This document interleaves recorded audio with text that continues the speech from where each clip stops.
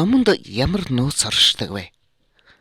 Энэ асуултын хариуг эрэлхийлэх учир шалтгаан нь номын тухай хүүрнэх бидний энэ удаагийн нэвтрүүлгийн утга санаа юм. Он цагийн орчилд хүн төрлөختөн оюун санааны үнэн чившгүй өв санг бий болгосон ном хэмээдэг. Харин тэрхүү ном гэж үнд байлаг өөртөө хэл хязгааргүй эрх чөлөө хийгээд төгсөшгүй мэдлэг, тайлагдшгүй нууцыг агуулсаар байна.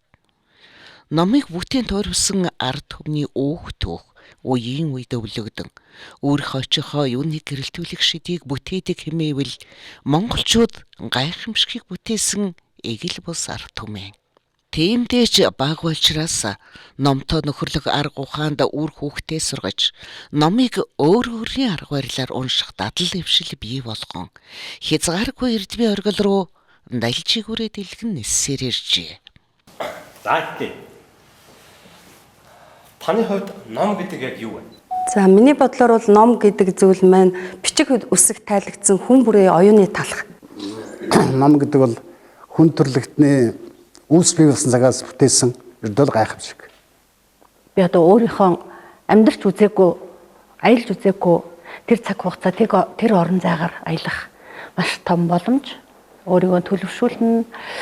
Нэг гэсэн миний тархины цэнэг авах хамгийн том боломж. За тэгэхээр ном гэдэг бол ерөөсөө л хүн төрлөختний одоо өнөөдрийг хүртэлх бүхий л цаг хугацааны түүхэндээ бий болгосон одоо хамгийн том соёлын хэлбэр гэж үзэж байгаа. Эрдэнэтэд амьдарч байгаагийн хувьд төсөөлж бодох юм бол одоо манай эрдэнэт уул юм да. Яг миний хувьд бол хувь хүний хувьд ном бол миний хувьд эрдэнэ. За одоо бүр эртний тийм ээ номны үүсэл Египтийн үеийн тэр шавар номноос ахуулаад өнөөдрийн одоо цаасан цахим ном хүртэлх одоо бүх номуудад маань үндсэндээ хүн төрлөختний бүхий л цаг үе тийм ээ. Одоо соёлын, оюун санааны бүх өвүүд хадгалаастай бичээстэй байгаа гэсэн. Ер нь энэ номын түүхийг харахад хамгийн их эрхэмлэн дээдэлдэг ард түмэн бол манай Монголын ард түмэн гэж ойлгодог. ертөнцид одоо олон гайхамшиг байна. Тэр энийг гайхамшиг ном гэсэн би түрүүн те. Хоёр дахь нь хүн гэдэг амьтад чинь үргэлж таашаал цэнгэл ирэлхийлж явдаг. Ном гэдэг бол тэр хамгийн дээд таашаал хүртэнэ гэсэн үг. Хүн бол даалуу тоглож болно, шопинг хийж болно, шоу хийж болно, тийм ээ? Бүхэл зугаа цэнгэлийг хүн ирэлхийлж хамгийн дээд ном ш. Тэгээд одоо номоо торгоор баримтгэлж जैन тийм ээ? Арт мөнгөөр уралж जैन, хэвлж जैन, барлж जैन ийм ард түмэн бол цөөхөн. Энэ бол хүний бүх ард түмний түүхийг үлдээж байгаа хүний оюуны бүтээл учраас энэ номыг бол дээдлэн хүндэтгэх ёстой л гэж бодож байна. Энэгээр бол ном гэдэг бол юугаар ч орлуулж башгүй ийм одоо үнэт зүйл байна. Би ер нь хүүхэд байхаас л номтой өөрийгөө их ойр өссөн, их азтай хүн гэж боддог. Би 1-р ангидаа энэ үсэг болж исэн. Тэгээд цагаан толгойн баяраар энэ үсэг болоод ном уншаарай, номын нөхөр болоорой, ном гэхэд ордог энэ үсэг би байна гэд ингэж хэлжсэн байна. Бас маш сайхан дурсамж гэж ойлгож байна. Тэгэхээр би ер нь маш багасаа бичиг үсэг тайлгдсан цагаас эхлээд номтой ойр байсан. Тэгээд миний мэрэгжил номын санч мэрэгжил. Энэ номын санч мэрэгжлийг эзэмсэн хугацаанд ерөөсөө өдөр тутам байнга номтой нөхрөлж номын өргөнд заларч байна да. За бид чи их багынхаа л одоо ном уншдаг хүүхдүүд байлаа штэ. Номын сайн нөхөр гээд хөрхөн тэмдэг авдаг байсан. Тэгээд номыг бүр хизээ одоо илүү тэр үед их зөв судалж ирсэн болоо гол дүртэй, агуулгатай, ач холбогдолтой ингээд уншсан номоо хөтэлдэг байлаа, тэмдэглэдэг байлаа, үзүүлдэг, ярьдаг юм байсан. Тэгэхээр би бол маш бяцхан уншигч байсан. Уншиж сурна гэдэг бол тийм одоо хүмүүсийн яриад идэг шиг ялангуяа 6 настай хүүхдүүд уншиж сурна гэдэг бол тийм хүнд асуудал биш. Уншиж сурна гэдэг бол энгийн л асуудал. Ялангуяа өөрийнхөө хэл дээр. Тэгэхээр өөрийнхөө хэл дээр уншаад сурцсан хүн болвол гадны ямар ч хэл дээр, гадаад хэл дээр яг өөрийнхөө уншиж сурсан аргаараа уншиж сурдаг. Монгол хэл дээр яаж холбож уншиж сурсан англи үсэг үзээд ирэхээр яг тэр аргаараа л уншдаг. Орос хэл үзээд ирэхээр яг тэр аргаараа л уншдаг.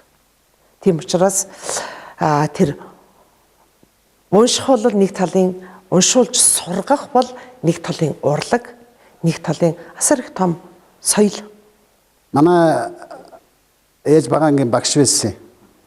Тэгээд намайг 5-6 таа байхад ардаа дагуулж яваад арын ширээндээ суулгачдаг байсан. Тэгсэр байгаад би уншаа сурцсан. Тэгэл нэгдүгээр ангид байхдаа бүр ормоо унших дайны болцсон байсан. Тэгээд ширээнд ороо ном ормоо уншиж байгаад багштай баригдаад нөгөө багш маань хүүгээ хүүхдүүдэнд ном уншиж байгаа гэдэг. Тэгэл ерөөсөө намайг онгорцсон бахoo. Тэгээд тэр багш маань багаангийн багш намайг ерөөсөө дээд зэрэгээр эрхлүүлээд 4 төгсгсөн. Тэгэл заварг бус бүх хичээлээр мартсан бахoo. За ном бол миний хувьд бол хэрэглээ. Хэрэглээдээ бол үнэхээр одоо өдөр тутмын хэрэглээ. Яг л талхтай адилхан өдөр тутмын хэрэглээ гэж би үздэг. За номыг одоо арилж гамнаад тийм ээ одоо дээдлэн гэж үзэхээсээ илүүтэй яг нөгөө анханасаа хэрэглээ гэдээ үзчихсэн учраас тэгэл тэр номыг бол би дуртай хуудсыг нуглаад уншдаг тийм ээ. Ерөөсөө тэгэл одоо өөрт гарт ойр хаана байж болохоор байна тэр бүх газруудаа байрлуулдаг. За тэгээд хэд хэдэн номуудыг зэрэг унших байдлаар ажил дээрээ гэртээ газруудад тавьчихдаг. Тэгээд уншаад явчихдаг баг. Ном болгоноос авч үлдэх үеийн зүгээр ингээд уншсан явцдаа хүн төлөвшөөл явцдаг баг. Хүний тэр төлөвшөл ёс суртахуун аливаа юмд тэгэл ном чинь шууд биш гэхэд явцын донд нөлөөл тэр хүн чинь тийм болох болов гэж бодож байна. Тэр хүний зан төлөв аливаа юм номны нөлөөлөх үрдэн бол тэр л баг. Номын утга нь тэнгэр мэт агуу, дэлхий мэт өргөн, далай мэт гүн. Номыг унших нь тэнгэрт нисэж, дэлхийг тойрч, далайд хөөх мэт химэн. Ардын мөрөн зохиолж нэрт эрдэмтэн академич Сэндийн дамжин сүрэн нэгэнтэй гүйснэвэ. Чухамда ном гэж айлын чимэг тавиурын гоёо бос. Ном гэж оюуны хэрэгцээ тархины тэжээл. Ном нь ашгийн төлөө алдрын тусад бос. Ном нь амьтны тусад амьдралын төлөө. Ном зохиогдож хэвлэгдэх нь гол бус. Ном тараагдаж урагттлаа уншигдах нь чухал. Номын зорилго нь тархийг хогийн сав болгоход бус. Номын агуулга нь сэтгэлийг ариусган гэгэрүүлэхэд чиглэдэг. За мэдээж бичиг үсэг тайлагдал тэгэл номтой анх учирсан. За миний зүгээр одоо яг одоо бүр өөртөө тийм ээ хамгийн гоё мэдрэмж авч уншсан анхны ном гэх юм бол Бигзээ Яваа Улангийн Намрын мөнгөн шүн гэдэг шилмэн шүлгийн төвөр байдаг. За тэр номыг би нэлээд багтаа уншиж байсан. Доторх ихэнх шүлгүүдийн одоо цээжилчихсэн юм байдаг байсан. За тэгээд ээж маань маш их ном уншдаг байсан учраас ээжийнхээ уншдаг байсан бүхий л номуудыг уншаад тэгээд сүүл рүүгээ нөгөө уншихтаа дадаад ирнэ. Унших гэдэг чинь өөрөө нөгөө бас нэг төрлийн зуршил болж хүнд суудаг, дадал зуршил болж. За тэгээд уншихыг дадал болгоод ирэхээрээ тэгээд илүү зузаан, илүү одоо үргэлжилсэн үгийн тийм ээ ийм номууд руу орж эхэлсэн.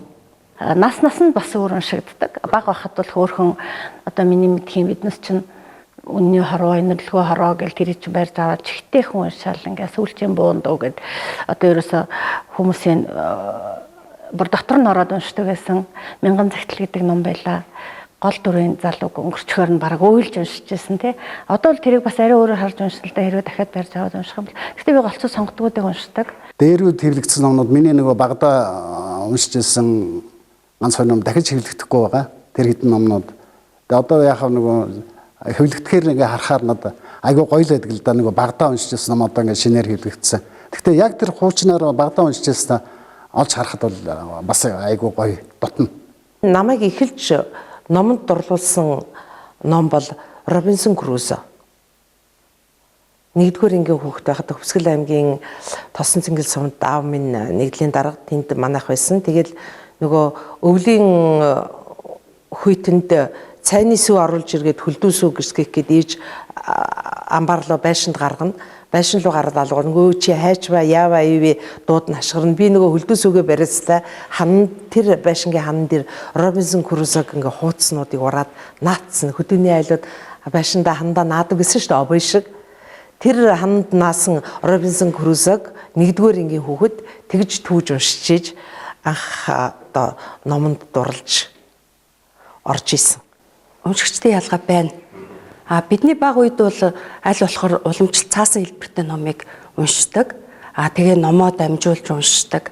Ном их бас тиймч олдцтой биш. Ховор тий номын санд ингээд очир дугаар үүсгэн уншдаг. Тэгээд номын сан одоо уншигчид их олонтой харьцангуй нөгөө тийм байсан. Сүүлийн үед болохоор нөгөө цахим ном одоо сошиалор цахим ном дэлгэрсэнтэй холбоотой мэдээлэл хүмүүс айл болохоор түргэн шуурхаа авж гин. Тэгээд энэ хэрээрээ бас маш олон төрлийн ном хэвлэлтэй янз бүрийн хэлбэрээр хэвлэгдэж байна. Номыг одоо ном бол ерөөсөө тийм гоё тавилга биш байхгүй юу? Тавилга биш. Эсвэл одоо юу гэдэг цуглуулга бас биш те. Тийм болохоор авч уншлаа. Би бол ярих дуртай хүмүүст яа ийм ном уншсан чараа ингэсэн байгаа юм да гэд ингээ ямар нэгэн байдлаар цайны цагаар ч гэсэн хүмүүст ярьдаг байсан. Ингэсэн айгуу гоё өстэй нэр ингээ оргиод байгаа юм чи угаасаа ингээл уншаал дуусаал тэндээс өөрийнхөө ойлгосон. Ер нь бол бид хэд чинь мэдээллийн амар эрчтэй хөгжилж байгаа том 900-д явж байгаа. Тэгээд дээрэс нь стресс маш их байгаа. Тийм болохоор аль болох эерэг талын эсвэл гоё хайр дурлалыг ч юм уу те ер нь ярих тийм нэг ярилцах одоо жишээ энэ нэвтрүүлэгч гэсэн их өгөх байх л гэж бодож байна л доо. Номын соёлын хувьд бол бид хэд манайхан бас одоо хөрх ахиж байгаа гэж бодож байгаа нэрээ залуучууд их уншдаг болсон байна. Тэгээд израильчуудын тухай би уншиж ирсэн нөгөө нэг цойлогстоос тэр гайхалтай ард түмэн тэр номын сангүй айл байдаггүй гэсэн тэр улсуудын тэр израиличүүдийн хүүхдээ ингээ өсгсөн. Одоо тэр охины бичснээр би ойлгоод байгаа шүү дээ. Тэгэхээр тэндээс бас сурмаар юм байгаа юм байна. Тэгээ номыг ингээ гоё хавцлаад л нандинаад л тэгээ арай ураа ичихгүй бол яаж ч уншиж болно. Тэрийг унших хэвээр ганцхан өгөөчтэй байх хэвээр. Энийг би хэрвээ айтайхан ном аваад унших юм би хүнийг чи уншиж гэж өгчөөд бас араас нь их нэхий гэж боддоггүй. За зарим нь бол одоо мэдлэг олж авах гэж уншиж байна, тийм ээ. Зарим нь мэдээлэл цуглуулах гэж уншиж байна, тийм ээ. За зарим нь бол зүгээр л ерөөсөө яг одоо номноос цэвэр мэдрэмж авахын тулд, тийм ээ. Таашаал авахын тулд уншиж штэ. За тэгэхээр миний хувьд бол номыг унших хамгийн зөв хэлбэр нь юу гэхээр яг өөрт таалагдсан номоо сонгоод тэгээд яг өөртөө одоо тэр уншиж байгаа номноос авч байгаа мэдрэмж л хамгийн гол нь гэж үзэж байгаа. Хүн гэдэг бол угаасаа л өөрөө энэ мэдрэмжээ таашаалаад дагаж амьдардаг юм тийм шүү дээ. Тийм болохоор өөр таалагдж байгаа номоо сонгоод яг л тэр өөртөө л одоо хамгийн сайхан мэдрэмжийг тэр номноос авах нь л хамгийн чухал гэж үзэж байгаа. Тэгэхээр энэ миний яг өөрийн тухайд бол одоо бичгийн тулд л уншиж гин гэж ойлгож байна. За ихэнх үедээ бол яг одоо ингээл таашаал авахын тулд уншдаг байсан бол одоо өнөөдөр тухайн зохиолын одоо яг дүрийг яаж гаргасан юм тийм ээ диалог нь ямар юм төвслэл зүйрлэлүүд нь ямар юм гэх мэтээр бүр одоо илүү одоо дотгошоо нэвтэрч одоо тэр бий болсон тийм ээ бичигдсэн зүй тогтлыг илүү анзаарах талаас нь илүү бүтээлч байдлаарч гэдэг юм уу тийм ээ өөртөө хэрэгтэй байдлаар үндсэндээ өөрөө одоо бас зохиол бичиж байгаа учраас бичгийн тулд уншдаг. Номыг бол хаанч уншиж болно? Номыг ерөнхийдөө нөгөө олон ном уншихтай гол нь биш, яг өөрт хэрэгцээтэй мэдээлэл олж унших. Тэгээд яг тогтож унших, тийм ээ? Яг хэрэгцээтэй мэдээлэл тогтож унших. Бусад ном мэдээлэлтэй бас харьцуулж уншвал зүгээр гэж бодож байна. Наснаас нь шалтгаалаад хүний унших хэлбэр, унших зорилгууд нь хүртэл бас хувьсан өөрчлөлтөд өөр болоод явдаг л гэж ойлгоод байгаа юм. Би бол одоо тэр номонд соёлтой хандах гэдгийг бол одоо баг хатуу чанд баримталдаг багш нарын нэг. Одоо хүмүүс уншчихлээ бүр ингээл ноортол нь унш сайхан байна гэдэг би бол тэгж ханддаггүй. Уншуулахаасаа илүү өөрөө уншиж өгөх бас маш их дуртай. Норвегийн намтрыг би усаачлаж хэвлж авсан байсан. Тэг уншиж гисэн чинь Норвегийн намтар дээр бол сэд болж илээ. Бас хэд хэдэн хүүхэд бүр инээлдэж хөхрөлдөөд сэтгэлийн хөдөлгөөн энэ төр нэг тод илэрч харагдчихсэн. Юунд тэд нар сонирхолтой байна гэхээр нөгөө одоо чинь энэ бага насны хүүхдүүдэд нэр нь айгүй сонирхолтой. Норв гэдэг нэртэй хүн энэ хүүхдүүд бага насны хүүхдүүд өнөөдөр баг сонсгоо болцсон юм байна л да. Сонсоогүй байна. Норв гэж юу вэ? Норв гэж юу вэ? Тэгээ уншаад ирэхээр Норв чи хүний нэр юм биш үү? Норвыг томор очих багшаа гэх мэтэр дөнгөж 2 дугаар ангийн хүүхэд шүү дээ. Норвегийн намтрич одоо сүүлийн үед ингээд сурах чигтрээс орохоо болцсон. Амжилттай уншиж сурахгүйгээр номонд дурлах боломж байхгүй. Соёл ертөнцийн хүний амьдралыг номгүйгээр төсөөлөхөд том бэрх. Тиймдээч 60-наас 60-нд, 100-наас 100-д, 1000-наас 1000 дөртөөсөн монголчуудын их түүхийн хойморт алт эрднэр чимэглэн торго турдангаар баримтгалсан үн төвүүд хадгалаастай байна. Цаг үеийнхээ сорволсон садиг түүхийг бид улбаалах учиртай. Бүр одоо гэр ороолгын чинь тэр ховор гоё номнууд чинь тэгэл гал түлээл байж байгаа тохиолдол зөндөл харж илаа. Мэдээж таагүй сэтгэлд өрнө, тийм ээ. Ер нь бол яг хуу нэг гоё юм байдаг шүү дээ. Хаанч дээр, тийм ээ. Одоо автобусанд ч байсан, гадаа гудамжинд цэцэрлэгт хүрээлэнд ч байсан, тийм үү? Гэртээч ном бариад сууж байгаа хүн. Эсвэл зүгээр гудамжаар ном сувчилцаа алхаж байгаа хүн заавал нэг нүдэнд дулаах, тийм. Нэг эрхэмсэг, нандин, тийм санагддаг. Тэгэхээр ном гэдэг зүйл өөрөө одоо тийм зүйл байхгүй юу? Тэгэхээр ном гэдэг зүйлд бол мэдээж тэгж эрхэм хандах хэрэгтэй. Тэгэд хаяа найзаас их нямбай нэг найзтай. Тэрнээс ном авахаараа уншиж чадахгүй нөгөө муухай болгочихгүй гээл. Тэгэл уншдیں۔ Би бол өөрөө тэр номд бол хамаг уншчихноо. Тэгтээ тэр чинь урд цогцолно гэдэг жоохон хүүхэд шүү дээ ямар. Намайг өнд хөдөлж харьцах хэрэгтэй гэж бодож байна. Ном хүн ер нь номыг дээдлэн эцэг ихэд хайрлаж дээдлэн хүндэтгдэг шиг номыг хүний оюуны бүтээл гэдгээр нь хүнд одоо хайрлаж ариг гамтай хандах ёстой гэж ойлгодог. Дэндүү илбэг болохоор бас үн цэн буураад идэх юм болов. Дээр үеийн зохиолч гэхээр үнэн агуу санагддаг байсан баг. Эрхэм хандах ёстой. Номыг сайхан бүтээх ёстой. Мэдээж ном гэдэг зөвхөн гадна хавтас хэлбэр биш. Тийм ээ. Доторх агуулга гэдэг нь хамгийн чухал гэдгийг мэддэг байх ёстой. Тийм ээ. Тэгэхээр зөвхөн одоо гоё цэвэрхэн гамтай хадгалахаас гадна доторх агуулгад нь маш хүндэтгэлтэй хандах хэрэгтэй гэж үздэг бай. Сайн ном, сайхан сэтгэл хоёрт ертөнцийн диваажин хуржээ гэж хэлэх дуртай би. Тэгэхээр ном бол өөрөө соёлыг тээж явж байгаа. Тэр соёлыг тээж яваа, тэр соёлтой нөхөртэй бид соёлтой харьцах ёстой л гэж боддог. Номын соёл гэдэг хувь хүнд ер нь энэ дэлхийн нийтийн хүн төрөлхтний явж байгаа зам мөр тэрэнд л ер нь ном гэдэг чинь өөрөө асар их нөлөөлсөн. Ном гэдэг чинь энэ хүн төрөлхтүүс бий болсон урлаг соёлын хамгийн анхдагч чинь. Тийм ээ? Домог туйлс гэл эхлээлээ ингээл явцсан. Тийм учраас номын соёл гэдэг хувь хүн өөрөө бий бол хүн төрөлхтөнд энэ зэндаанд хүрэх энэ бүх зүйлд бол онцгой гав явуулсан. Соёлын үнд өв. Гэхдээ яг цаг хугацаа өөрөө маш их үнэтэй болсон учраас гарч байгаа юм болгоныг бас шүүрч аваад унших боломжгүй. Бас нэг ер нь манай улсад ч гэсэн цензургүй их хэвлэгддэг болсон учраас бүгдийг аваад унших үнэндээ бас төвөгтэй. Би өөрийнхөө хувьд бол сонгодгуудыг унших ёстой. Дахин одоо боломж гарвал дахиад уншия гэж бодож байгаа. Уншигч байсан одоо үеийнхэн дурлаж уншиж байсан үеийнхаасаа одоо өөр ингээд эхлэн бичиж байгаа учраас зохиолыг бол арай өөр өнцгөөс нь бас харж уншдаг болчихдөг юм байна. Тэр жоохон үеийн төрөлийн орчин, дүрийн одоо дүрийг яаж гаргасан байх вэ? Магадгүй тэнд аль нь гол дүрийн юугаараа юу хэлэх гээд байгаа нь би одоо арай ойлгоогүй орхисон юм биш байгаа энэ төр гэдэг ингээ уншиж байгаа байхгүй. Тэгээд тэр тухайн цаг нийгэм ер нь бол нэг судлах хэмжээнд уншина. Номын соёл гэдэг бол ерөөсөө л одоо энэ ном гэдэг одоо нэг биет зүйл тийм үү.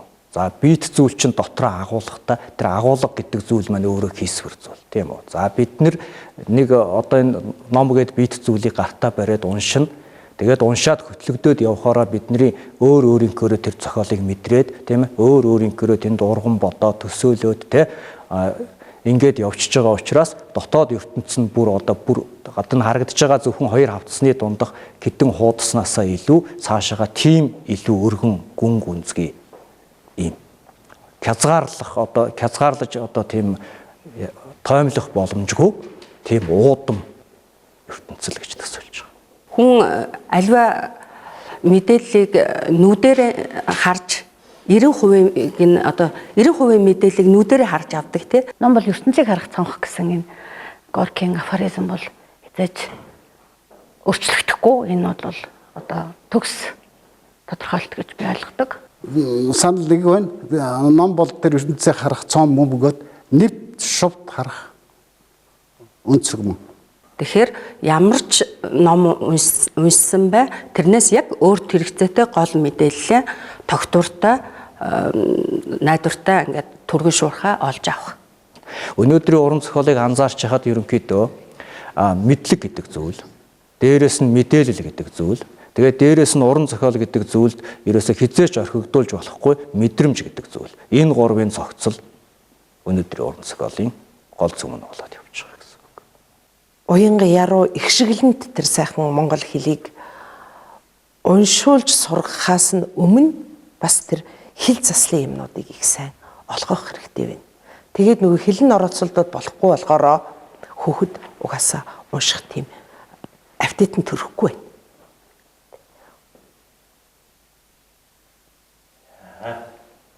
За баярлалаа.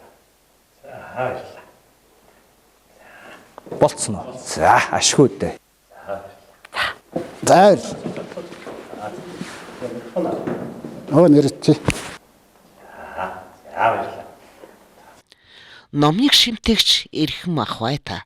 Уншихаа болвол сэтгэхээ болно.